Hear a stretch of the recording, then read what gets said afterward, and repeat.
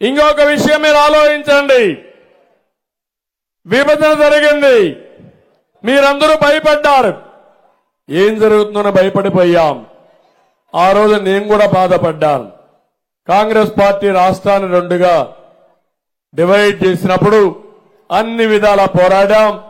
మనోహర్ గారు స్పీకర్ గా ఉండి మేము అసెంబ్లీలో గొడవ చేస్తామంటే మాకు మైకులు ఇచ్చి ప్రోత్సహించాడు కూడా, మైక్ కట్ చేయకుండా సమైక్య ఆంధ్రప్రదేశ్ కోసం న్యాయం చేయాలని. కానీ నిలబెట్టలేకపోయాం. అదొక చరిత్ర. కానీ ఒకటి ఆలోచించాను నేను. ఆ రోజు అన్యాయం జరిగింది. నేనే కష్టపడ్డా. 9 సంవత్సరాల హైదరాబాద్ ని అభివృద్ధి చేశా, ప్రపంచ పట్టణంలో పెట్టా. ఇప్పుడు అన్యాయం జరిగింది, ఏం చేయాలని ఆలోచించినప్పుడు నేను ఒకటే ఆలోచించా. నా తెలుగు జాతి కోసం మళ్ళా నేను కష్టపడతా. మళ్లీ హైదరాబాద్ కంటే బ్రహ్మాండమైన నగరాన్ని ఇక్కడ నిర్మాణం చేస్తానని అమరావతికి శ్రీకారం చుట్టారు. పోలవరాన్ని పూర్తి చేసి నదుల అనుసంధానం చేసి ప్రతి ఎకరాకు నీళ్లు ఇవ్వాలని ఆలోచించా. అందులో భాగంగా పట్టిసీమ నీళ్లు తాగారు, నన్ను మర్చిపోయారు మీరంతా. మీరు గుర్తుపెట్టుకోవాలి, కృష్ణాలో నీళ్లు రావడం లేదు. కృష్ణా డెల్టా ఆలస్యం అవుతా ఉంది. దీనివల్ల తుఫాను బారి పడతా ఉంది. ఇది ఆలోచించి పోలవరం రావడానికి కొంత ఆలస్యం అవుతుంది. అందుకని పట్టిసీమ 1 సంవత్సరంలో పూర్తి చేసి 120 టీఎంసీ నీళ్లు తీసుకొచ్చి 30 రోజుల ముందే పంట వేయించిన పార్టీ, ఖరీఫ్ పంట వేయించిన పార్టీ తెలుగుదేశం పార్టీ. నేను అడుగుతున్న కక్షలుంటే నీ ఇంట్లో పెట్టుకోవాలి. ప్రజా జీవితంలో కక్షలకు తావుందా తమ్ముళ్ళు అడుగుతున్నా. నాకు జగన్మోహన్ రెడ్డికి సైకోకి ఏమైనా ఆస్తులు వెళ్ళా తగాదుందా? మా దాయాదా? మా ఊరోడా? మా బంధువా? మా కులమా? ఏం తమ్ముళ్ళు, అవునా కాదా? రాజకీయ విభేదాలు సిద్ధాంతపరంగా ఉంటాయి. నువ్వు చేసే పని ప్రజలకు ఇష్టం లేనప్పుడు ఇది తప్పు అని చెప్పే హక్కు నాకు లేదా తమ్ముళ్ళు అని మిమ్మల్ని అడుగుతున్నా. ఈ రాష్ట్రంలో 14 సంవత్సరాలు ముఖ్యమంత్రిగా పనిచేశాను. 15 సంవత్సరాలు అపోజిషన్ లీడర్ గా పనిచేశాను.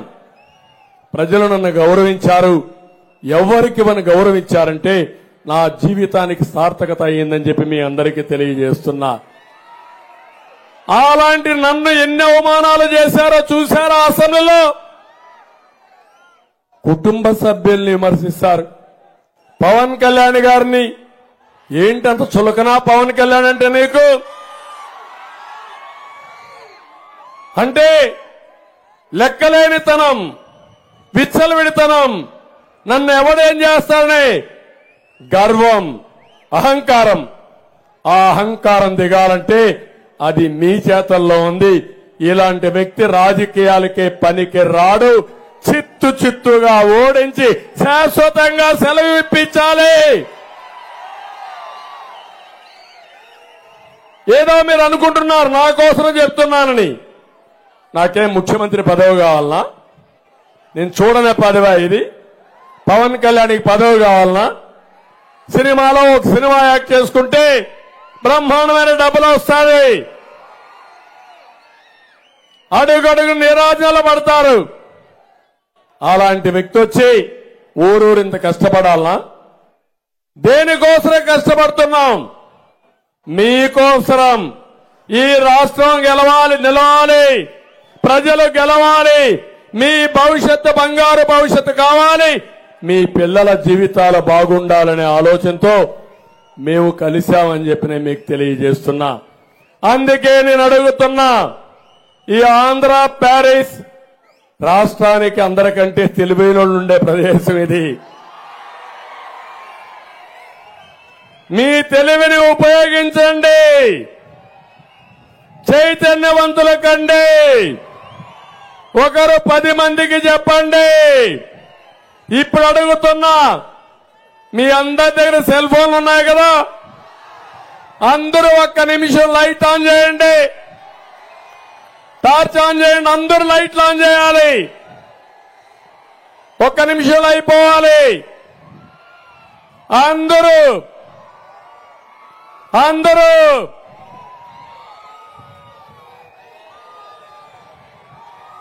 ఇప్పుడు చూడండి, ఆకాశం అయిపోయింది, భూమి నక్షత్రాలు వెలుగుతున్నాయి, మెరిసిపోతున్నాయి.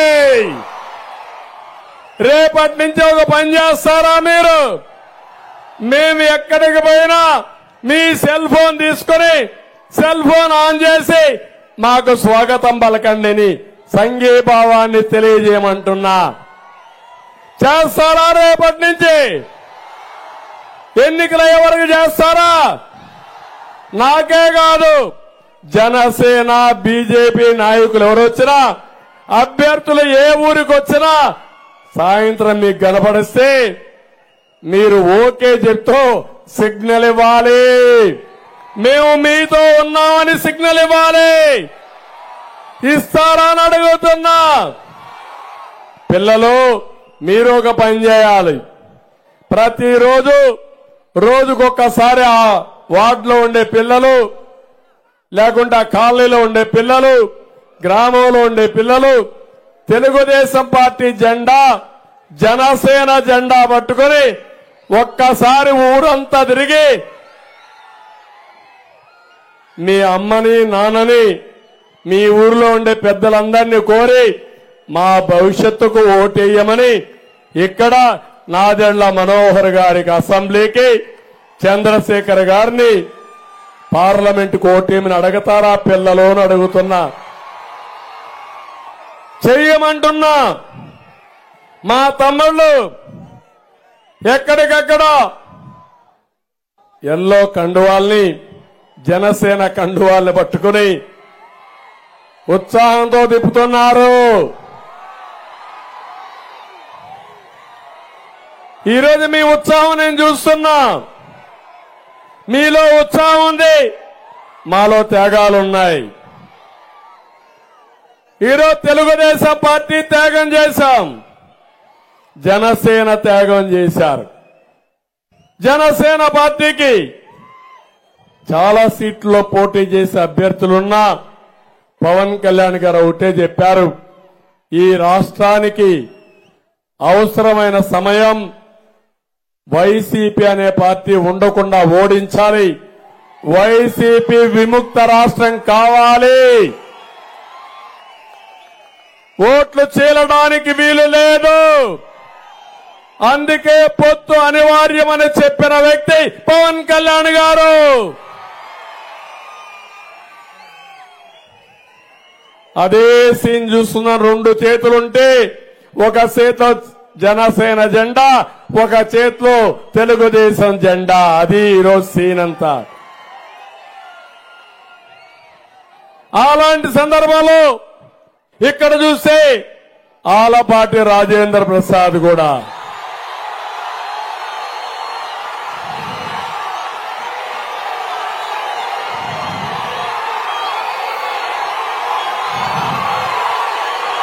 జనసేనలో ఒక సీనియర్ నాయకుడు మనోహర్ గారు. అది వచ్చినప్పుడు నేను ఒకటే కోరాను, ఆలపాటిని అనివార్యం, తప్పకుండా మనం అకామిడేట్ చేయాలి, తప్పదన్నప్పుడు మీ ఇష్టం సార్ అన్న వ్యక్తి మొట్టమొదటిసారిగా పూర్తిగా సహకరించిన నాయకుడంటే అవసరమైనప్పుడు త్యాగం చేయడానికి సిద్ధమైన వ్యక్తి ఆలపాటి రాజేంద్ర ప్రసాద్. నేను కూడా ఆయన అకామిడేట్ చేయడానికి ప్రయత్నం చేశాను, కానీ ఈ సామాజిక న్యాయంలో కుదరలేదు. కానీ గుర్తుపెట్టుకుంటా, నా మనిషిని నేను వదులుకోలేను, వదిలిపెట్టనని మరొకసారి మీకు తెలియజేస్తున్నా. ఇప్పుడు నేను మిమ్మల్ని అడుగుతున్నా, ఈ త్యాగాలకు ఫలితం కనపడాలా లేదా అని అడుగుతున్నా. అప్పుడు మీరేం చేయాలి? ఏమి చేయాలి? ఏమి చేస్తారు? తమ్ముళ్ళు, పెద్ద మెజారిటీతో మనోహర్ గారిని గెలిపించాలి.